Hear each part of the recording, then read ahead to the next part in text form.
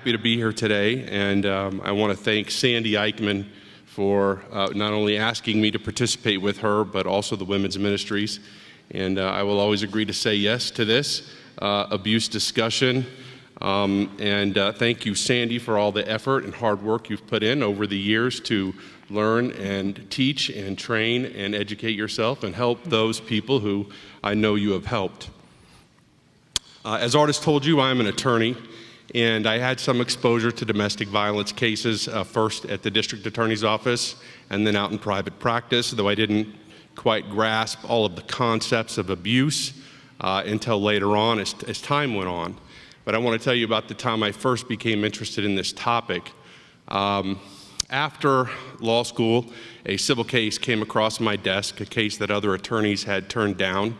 But I noticed what appeared to be an element of abuse that was a key factor in that case. In the fact pattern, an insurance company had denied a death benefit based on a life insurance policy for the death of an insured who was a mother and a wife who had died in relation to a car accident. And what had happened, or what I read in the police report initially, was that the father had said, who was in the driver's seat, had said to the mother who was in the passenger seat that if you don't like it, you can just leave. Well, they happened to be going down the highway at highway speeds, and that's exactly what she did. She exited the car and she passed away. And then obviously to top that off, the insurer denied their life insurance claims. As we got into the case and were able to interview the family members, receive the therapy records for the children, talk to the grandparents, and put together a bigger picture of what happened, we were able to disprove in part what law enforcement and the county coroner had determined was a suicide. And what we discovered was that the mother and wife had been subject to some psychological abuses over quite a long period of time. And in that specific car trip, she was undergoing some gaslighting and some intimidation and manipulation. And what we were able to finally demonstrate and the court ordered was that there was no evidence that this woman intended to commit suicide or to kill herself, but it was simply an accident.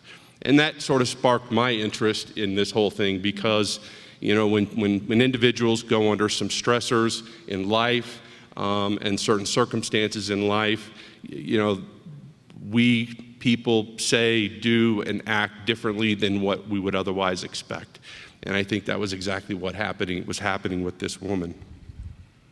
What I can tell you, and I've worked with Sandy enough now, this is our second time to do this, is that I have qualified a lot of experts through different courts, United States district courts, courts in Colorado, courts in Texas, courts in Oklahoma, and I can tell you that I can't qualify Sandy Eickmann as an expert through her education, training, and experience in domestic violence and domestic abuse. And not everybody can reach that qualification, but I know that she does have that through her training and experience. Sandy put together the information that is in this handout, which is a one-page front and back side that we tried to get as much on there as we could, which and decrease the font size, but we wanted to pack that page front and back as much as possible. And what I can tell you is that the information here is reliable and accurate. The universe of abuse, abusive conduct is substantial. What I will talk about is the criminal aspect, mostly so that you understand how we as a collective group of people define and prescribe standards of conduct that are acceptable or unacceptable to us. Most crimes you can understand, crimes of violence against or directed towards a person, such as assault and battery, you can understand that. Somebody hits somebody, punches, slaps, kicks, you know, you can understand where that probably is a crime. And those are easy examples. But, you know, some conduct like hiding car keys or hiding a phone, you know, those sometimes you're like, well, is that a crime? Is it not a crime? Is it my phone? Is it their phone? Whose phone is it? When it comes to what we'll define later, an intimate partner, it certainly can be. Stalking is when you track or you follow somebody, and that is a crime of stalking. Harassment is kind of a catch-all crime that I saw a lot in domestic violence charges. And that's basically when there is repeated unwanted calling, unwanted texting. It could be yelling, screaming, essentially aggravating someone to the point where it's unacceptable, might land somebody a criminal charge for harassment. Menacing includes threats or actions of placing another in fear of imminent serious bodily harm. I actually did participate in several felony menacing cases. One was, if I recall correctly, one involved the use of a vehicle and one involved the use of a weapon. But vehicles are weapons as well, and they can be used that way. In the old days, when I first started practicing, what was really common, and I don't see too many of those anymore, was when we used to have phones that were plugged into the wall. Actually disconnecting that cord from the wall was a criminal charge called disconnecting a telecommunication device. And if you disconnected it while somebody was needing to use the phone, such as to call police or to call other people for help, that was a criminal charge. Taking or keeping another person's money, that's something Sandy and I are going to talk a little bit about today, is about money and how that plays into abuse and domestic abuse specifically. But there are all kinds of crimes related to money and financial transactions. And one thing Sandy and I talked about is what I'm seeing more recently and hearing about more recently is blackmail for sex or sex acts. Because of technology the way it is, telephones or cell phones able to take video and photo, individuals able to capture or steal data or personal data, and then making threats that if videos or photos of them aren't sent to them, they may release some of that data. They may take that data, delete that data, or destroy that data. And that's only been a crime really that I've noticed that's been on the books for probably the last 5 years or so, not very long. So this is still evolving. As technology evolves, we evolve and we create new laws to try to combat it. In Colorado, if the crime is committed against someone that is your intimate partner, and I put that in quotes because that is a defined term, intimate partner, then a domestic violence or DV sentencing enhancer is added to the potential punishment, treatment, and probation. The definition of intimate partner in Colorado and in a lot of states can include a spouse, but not only the spouse. It can include children, boyfriends, girlfriends, close friends, roommates, parents, or children, or other family members. Basically, anybody who is or might be close to you would be considered an intimate partner for purposes of a domestic violence charge or sentencing enhancer to be added to a criminal charge. The term did start that way as far as domestic violence, and we'll use that term, the term abuse, domestic abuse, and domestic violence. And when I say domestic violence, it means domestic abuse, and it means abuse against an intimate partner. In the last 50 years or so, and Sandy Eickmann and I talked about this early on, it's only been the last 50 years that we've come to an understanding that abuse is much more than a husband maybe punching his wife or acts of physical abuse against someone. There is a massive universe of psychological and non-violent abuse that takes place in the household, and that's in part what we're really struggling, I think, to get the point across to folks. It's not just violent behaviors. That's an old way of looking at it. It is abusive conduct, and Sandy's going to explain a lot of that in detail. Criminal charges, restraining orders, and convictions can affect the offender's ability to be employed, to have a professional license, and sometimes other licenses. These results are minimal in comparison to the long-term effects abusers have on friends, family, and victims, and not least of which, their children. In a DV-charged case, past abusive conduct of the accused is credible evidence of current abusive behavior. That conduct is partially listed in the handout, again, that was provided to you with the church bulletin. And that past abusive conduct can be used at trial in a current charge where you might be charged with a current abuse criminal activity. The evidence can include testimony and other evidence of past abusive conduct testified by the accused prior intimate partners. That means somebody you haven't seen in 15, 20 years. If you are charged with domestic abuse, they can go back to your girlfriends, your parents, kids, roommates, other people, and ask them, for example, did you have anger problems? Were you controlling? Were you punching and hitting walls? Would you scream and yell? Did you have any efforts to exercise control over another person? And this is important because in the vast majority of criminal cases that are out there, your past conduct or the accused's past conduct cannot be used in evidence in the case that you're currently charged with. So for example, if I had punched someone 10 years ago in the face and I punched someone yesterday and was charged with assault, the courts, the system cannot use what I did in the past against me to show that I did it now, with the one exception, domestic violence. The past conduct of the accused in domestic violence cases, this shows that being admitted shows that it's meaningful, and it demonstrates that we have all decided as a society that past abusive conduct, some of which is in the handout, goes hand in hand with criminal behaviors, and is a very strong indicating fact of long-term, habitual, and continuing abuse. Abusive behaviors can change in people, that is true, but most of the time, most abusers just simply hide it better.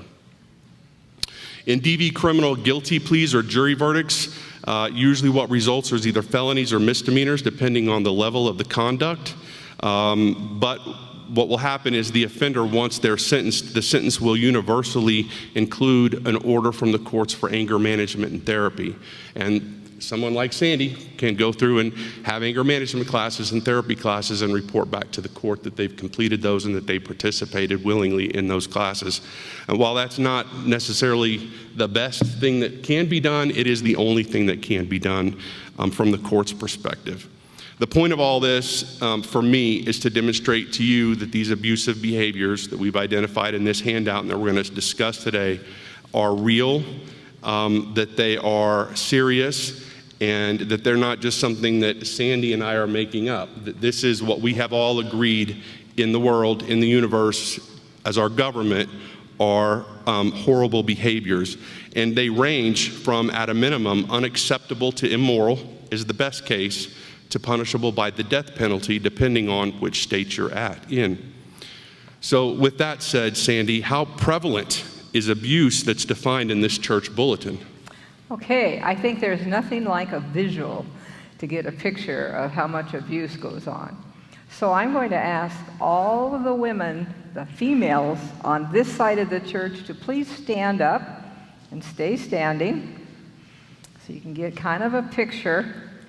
Now, somebody might ask me, are these stats from the public or from Christians and churches? Well, the answer is yes, because unfortunately the statistics are very similar between church people and believers and the general public. Now, this group would represent how many women in our church at some time in their lifetime would experience unwanted sexual contact. Now, I'd like all the men on this side of the church to join them, okay? So we've got all the men and women on this side of the church. I think this is close to half of our congregation. This represents how many people in our congregation at some time in their life will experience severe psychological abuse from an intimate partner. Gives you kind of a picture. It's kind of breathtaking when you see how many people experience these things. Okay, you may be seated. So what about out there, and let's say not in the United States, but around the world? We had a person speaking last fall on sex trafficking, and she did a good job of explaining it. But do you realize that 1 in 4 persons that are trafficked like that are children, and only 1 in 100 ever escape? And out of these people that are sex trafficked, the life expectancy will be about 7 years. So that means these children that fall into this, or are trapped into this rather, will probably not even reach adulthood. I don't know about you, but when I look at the news and I look at all those unaccompanied minors coming across the border, it just gives me the shivers. It makes me very sad to think about the future of those children, probably. That's an international statistic, and of course, Artist did mention we locally had a murderer here a week before last. And one of our members took an orientation from alternatives to violence It's an organization in Loveland that takes care of domestic violence victims. They have shelters and work on helping them to get a new life. She was told, just drive down any street in Loveland, any neighborhood, and 1 in 3 houses, there's some kind of an abuse issue there. So it's very prevalent. So Sandy, how would you summarize abuse? Because our handout, there's a lot of information. Maybe a summary from you would be helpful. Yeah, about every time I try to summarize it, I tell it differently. So I'm just going to read the bold print at the top of your handout. When you exploit someone to get your way, that's abuse. But I'm going to say it's more than that. I don't think that's the best definition, because there's a power differential, and a person very selfishly uses another person, exploits them to get to their own personal goals and their own desires at the harm of the other person. I think that would fill it out a little bit better than what I put in your handout. Also, spiritual abuse. I hope you'll read the definition here. I'm not going to go through it, but we don't often think about spiritual abuse. But when you have somebody who's in a spiritual position of power and authority, they can take advantage of others that are working for them in a supportive way. And also the use of Scripture. And the use of even Ellen White can be used to control another person. So there can be this spiritual abuse as well. Are all of the acts that are listed in the abuse outline, and there are a lot of acts, ACTS acts that are listed there, are they all in and of themselves abuse? Well, I don't know about you, but if you start looking through these different ones, the verbal, the emotional, and psychological, you'll see that they kind of get worse as they go. But when I look at the verbal, I'm going to have to confess, I can check off a few of those items on there as something I've done in my lifetime for sure. And I have a feeling many of you will look at it and think, yeah, I think maybe I've done that. Does that make us a domestic violence offender? And the answer is no. In domestic violence, the abuse is used to create fear in the victim, to get control of them, to separate them from their support network, to shear away their confidence, to basically line them up the way you want them to do so you can use them and they'll just stay in that fear and not be able to get away from it. And I have to say, as I look back on my history, I think about with children, I was really hard on my kids. I thought, as a parent, and I was very sincere. I thought, okay, as a parent, I'm supposed to tell my children, you jump, and they're supposed to say, how high, mother? And my kids weren't jumpers. And I engaged in lots of power struggles with them. And I have to say, I was so earnest in feeling like I needed to have control of them that I used some abusive things on them to try to get them in line. Fortunately, I was blessed with a friend who showed me some better ways where I could maintain a relationship with my children and manage with them in a way that was positive and still connected to them and didn't drive them away because of my parenting techniques.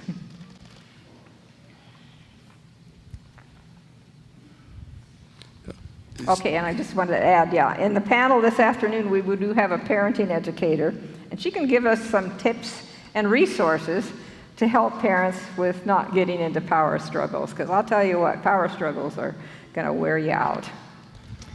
So how about a little skit to show how verbal abuse works? I know you like skits, Sandy, and we've done a lot over the last several times we've done this, so I'm all in. Let's do it.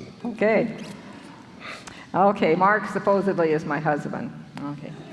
Oh, I really need some exercise, and I'm so glad you're being supportive of me. Sure. Let me give you a few dollars out of my wallet, take a couple of bucks, and why don't you go on to the Chilson Center, and you can maybe get a little workout there if you add a little bit of money to your own. We talked about getting an elliptical. We didn't talk about getting an elliptical. Well, but just the other day you said I was just really a fat slob, and then when I said, well, it would help if I get some exercise, you said, well, find some ways to do that. Sandy, we never talked about or agreed to buying an elliptical. But we did. I even showed you some pictures of ellipticals on Amazon. You're crazy. I'm sure we agreed to. I'm not going to listen to this anymore. No buts. You know, you were just wrong in what you're thinking. Here you go again, starting something that wasn't true. I'm going to leave, and I'm out of here. Okay. So there's a small sample. Okay. If you come this afternoon, we have a nice little checklist of all the different ways a person kind of goes about this. And you can kind of look at it and check off, and maybe you might see somebody you know there.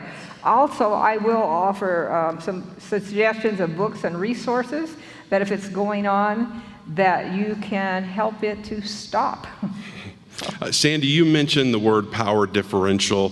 What does power differential mean in this abuse world? Okay, we had a little sample there. You know, guess who has the wallet with all the money in it? Okay, and I maybe have a few bucks. That's a power differential, and that can be used. You have quite a nice list on your handout. I think it's, where is it? It's in here. Oh, okay. Set up for abuse, okay? In that section, it says differences in power. There's a big, long list. Things like age. Now, when you start getting my age, maybe I'm the one who's going to be abused by a younger person, but I'm blessed with some really nice kids, and I'm a crotchety old lady who can deal with things anyway. But if you're young, maybe an older person, and they did a nice job in the children's story of talking about that. But there's any number of things from fame, from popularity, from physical strength. That's why typically, yes, men do get abused in domestic violence, but typically men don't live in fear of their wife and have to go to a shelter to escape from her. But there are women who do pack pistols and do put bullet holes in walls. So there has to be something other than a power differential, because there's probably always a power differential, or it's very common to have a power differential for there to be abuse. Yeah, if we're human, we're going to have power differentials, and we all have some kind of power. But you need to couple with it selfishness. Just enough selfishness to be willing to exploit another person to gratify ourselves. One of the classes I took to treat sexual abuse victims, the teacher had done all the evaluations at a nearby prison from where she worked. The prison was totally with sex offenders in it. It was called the Snake River Prison. I thought, very appropriately named. Anyway, she had done over 2,000 evaluations of those prisoners. And in the course of that, a lot of the prisoners would say, well, I'm a victim, that's why I abuse. And she looked at our class and she said, in a class that's taking how to treat sexual abuse victims, 95% of you are typically victims of sexual abuse yourself. So she said, why aren't you out offending? Okay. So when she did the evaluations of the offenders, she polygraphed them. And when she polygraphed them to ask them about the abuse, guess what? The statistics changed a lot as to what they were saying was happening. But she did find a common thread. And the common thread she found was that they were, this entitlement, delay of gratification was the issue. And she always makes a point when she would talk about this. She would say, parents, when you tell your parents, your kids, you're going to have to wait with that, you can't have it now, and you delay gratification, you are helping them to not become an offender. And talking about children, what is, in your opinion, what is, if you could explain briefly, what is the impact of abuse on children? Terrible, terrible, terrible. Anyway, we don't have time here in our audience to take an ACEs test, but there is a test, it's called the Adverse Childhood Events Survey. And in it, there's just a little series of questions. And the more of these items you check off as having had as a child, the more likely you are to experience certain things in your life, everything from health behaviors, and other behaviors. Anyway, we will offer that test with the panel, and we'll let you take it, and then we'll show you about all the outcomes that it suggests, not all of them, but quite a few of them. But one of them is the more adverse childhood events you've had in childhood, And that would include things like divorced parents, parents with drug addiction, criminal behavior going on in the home, domestic violence, those kinds, abuse, neglect, so forth. Anyway, the more you check off, the more likely you are to either be a perpetrator or a victim of domestic violence. It's quite interesting how that works. And they did a study on children of Holocaust victims. These actually were people that were they weren't in the camps anymore, that was behind them, and they were pregnant, they lived in the United States, and they started studying them and their children, and these children, they had low cortisol levels, and they can maintain that in life. So even though the children were not exposed even when they were, in the womb, there was enough genetic activity in the parent to pass on an inability and a difficulty in handling stress. And I had a client one time, and I told her that she was in a domestic violence situation, and I told her, I said, my husband has never hit me, and he's never even yelled at me. She just had a really hard time believing it. She thought it was normal, and she just accepted it. She was raised in a home with bullet holes in the walls and lots of punch holes in the sheetrock, and her father had even torn a bathroom sink off the wall and thrown it at her mother. I've never figured out how he did that, but that's what she described. And when we talk about this abuse on children, it's abuse in the household. Maybe it could be a clarifying term, not just abuse directed towards children. Would that be right? Yeah.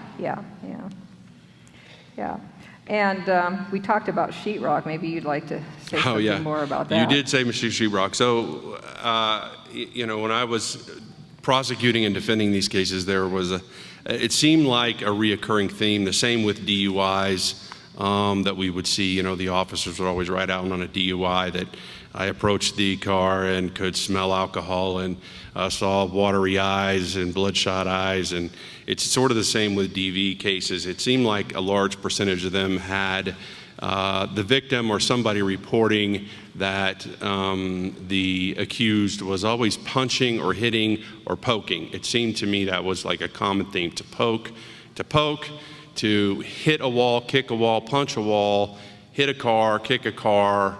Basically, to me, it just demonstrated an anger management issue. But I think, Sandy, you've come up with some other conclusions or some further explanation as to why that's the case. Yeah, there's nothing like being pinned against the wall and have somebody take their fist and run it right by your head and make a big dent in the sheetrock. The message is very clear. You're next. I can hurt you. I can do this. And you put the person in real fear. And let's talk about the person who's doing this. What might the quality of life be for the perpetrator? I mean, it's destructing the family, but I mean, the perpetrator is one of the persons in the family too. So what might their quality of life look like? Yeah, can you imagine living your life? Well, for one thing, you heard him talk about the legal implications. With that hanging over your head, okay, when are they going to catch me? But the other thing is, you destroy all these relationships, and life can be very miserable. Plus, think about trying to always control another person. All the energy and effort and stuff that goes into that. That is not fun. But a book I read recently tells a story about a theologian and his wife. They went to Africa to talk about marriage to a bunch of African pastors. And in this particular culture, it was very much the men are in charge. The men make all the decisions. The wife is to submit, and that is that. Well, they shared back and forth, which was unusual for these people to see, and talked about what it was like to have a really happy marriage and be equal. These pastors would find that their wives didn't even want to be with them when they were married, and as soon as the children left the nest, the wives left their obnoxious husbands and went and lived with one of the children that was an adult. And so suddenly these men were left alone, lonely and alone there when they were getting older. Well, the wife that was helping do the seminar met separately with the wives of these pastors, and she got an earful. And so she came back and she told the pastors what these women had been telling her and reamed them out. Anyway, it turned out that one of the older pastors got up and very tearfully apologized in front of everybody to his wife and asked for her forgiveness. And the other pastors were also moved, and they got up and did likewise. And it really turned around what was happening in those marriages. And speaking of happy marriages, John Gottman is a researcher who's done a tremendous amount of research on marriages and what works and what doesn't. And he's followed these couples for years and years. Now, he's noticed that in marriages where the husband does not allow the wife to influence him on making decisions, there's an 81% chance that that marriage will self-destruct. And Gottman notes that he's argued with some very determined men who said, but I'm convicted that I have to make all the decisions and I have to do this. And he says, well, and he's Jewish, he says, well, I don't know of any religion that teaches men to become bullies.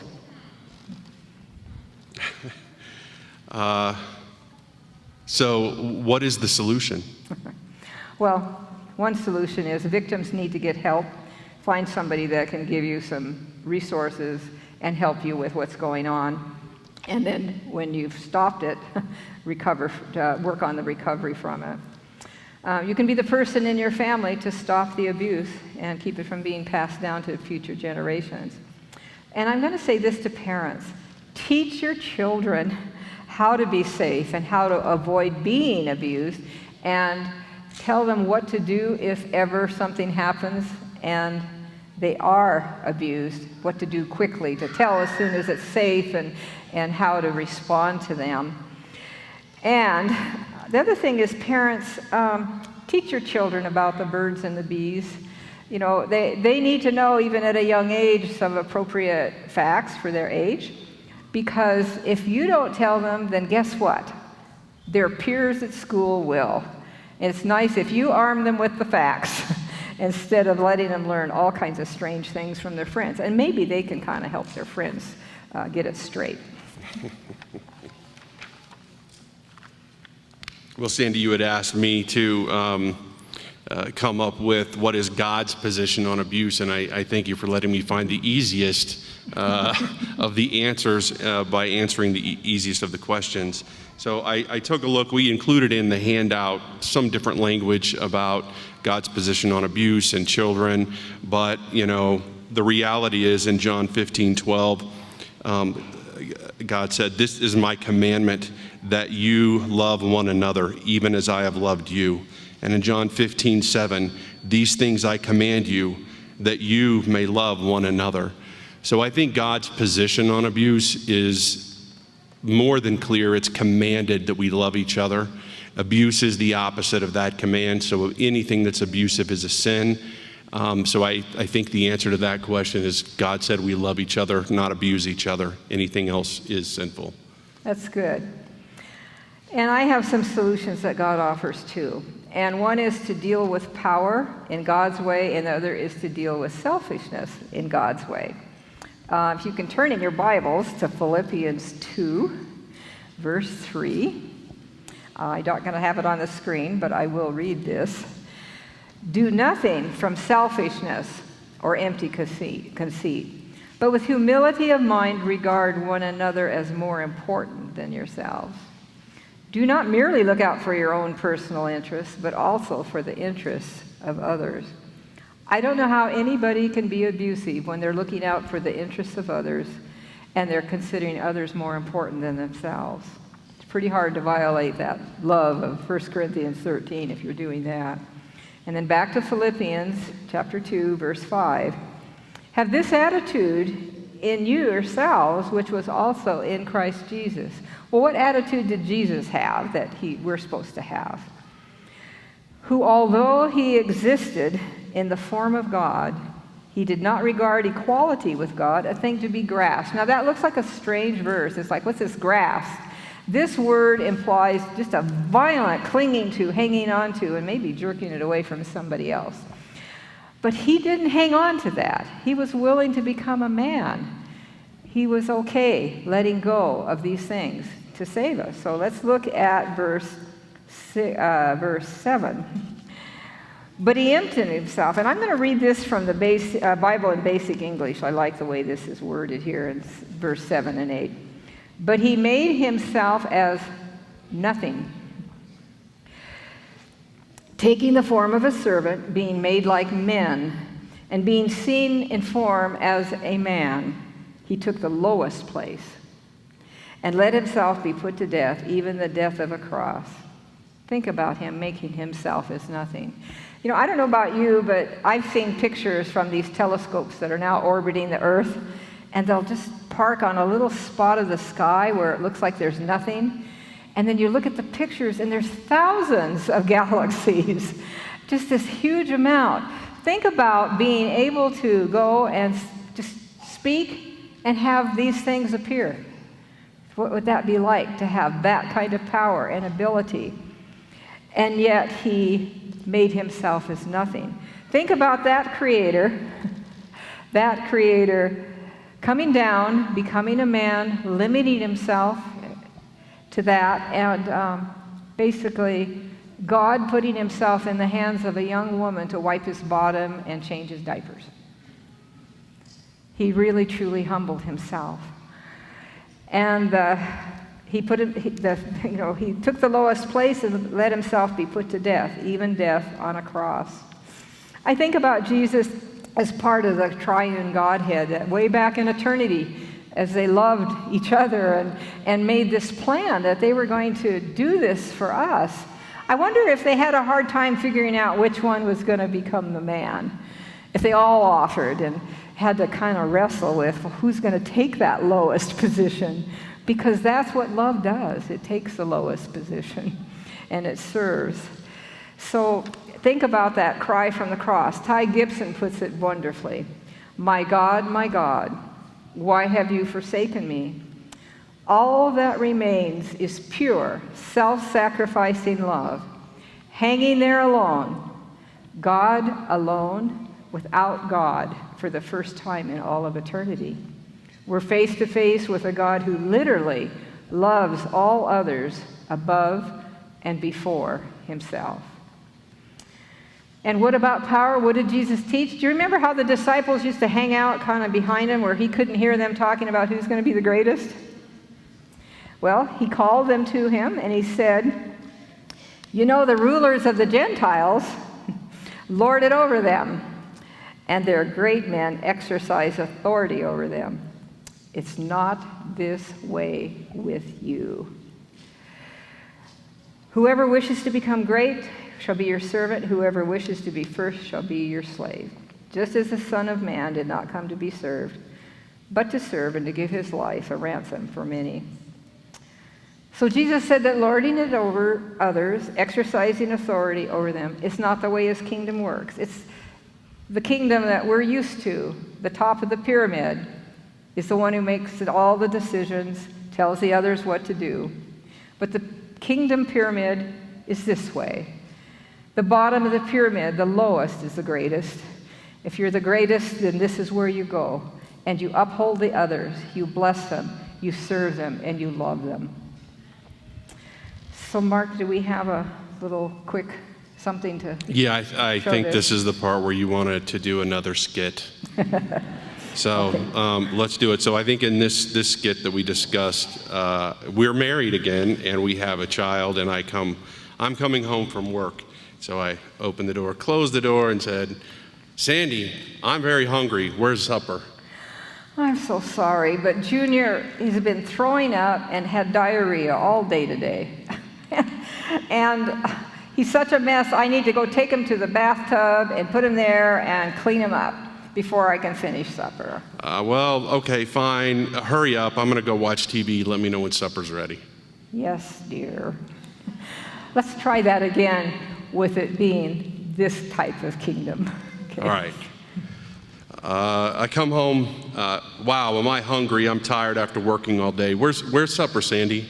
I'm sorry, but Junior's been throwing up and having diarrhea all day. He's a big mess. I'm going to pop him in the tub and clean him up before I can finish supper. Oh, I'm so sorry you've had to do that. Let me help with Junior. I'll clean him up and make supper, or we can take turns doing one or the other. Okay. Thanks, dear. You know, we modified this. Before, he was just going to go do it, and he thought, oh, we need to give her choices. And last night when we ran through it, he offered to go to Taco Bell and get some food, too. That works, too. So there's lots of solutions to this, but it's all a case of deciding to serve. But I want to end with one thing. What about the very broken person? The person that might be here listening to this and just, they're both a victim and maybe a perpetrator, and they're like, I'm trying, I'm so hopeless, I'm so helpless, I don't know what to do. On the back side of your sheet, there's a quote. I think it's in bold, and I want to just share that quote because I think it's just a gorgeous, beautiful promise. The divine teacher bears with the erring through all their perversity. His love does not grow cold. His efforts to win them do not cease. With outstretched arms, he waits to welcome again and again the erring, the rebellious, and even the apostate. His heart is touched with the helplessness of the little child subject to rough usage. The cry of human suffering never reaches his ear in vain.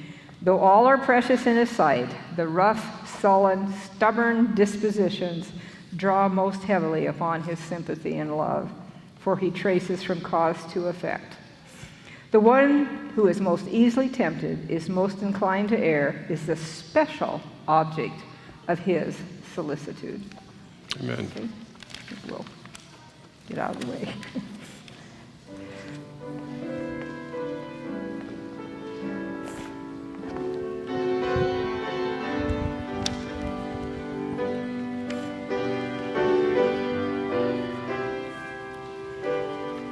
I invite you to sing this closing hymn with us. Early pleasures vainly call me, I would be like Jesus. Nothing worldly shall enthrall me, I would be like Jesus. Be like Jesus is the song in the home and in the throng. Be like Jesus all day long. I will be like Jesus. He has broken every fetter. I will be like Jesus. That my soul may serve him better. I will be like Jesus. Be like Jesus is my song. In the home and in the throng. Be like Jesus all day long. I will be like Jesus. That in heaven he may lead me, I will be like Jesus. That his words will daunt and greet me, I will be like Jesus. Stand up with us. Be like Jesus is my song. In the home and in the throng. Be like Jesus all day long. I will be like Jesus.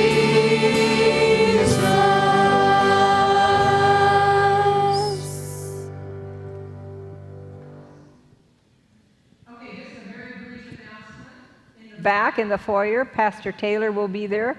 There'll be certificates for the people that went to Vacation Bible School, and there'll be something there to collect money for those wells in Africa.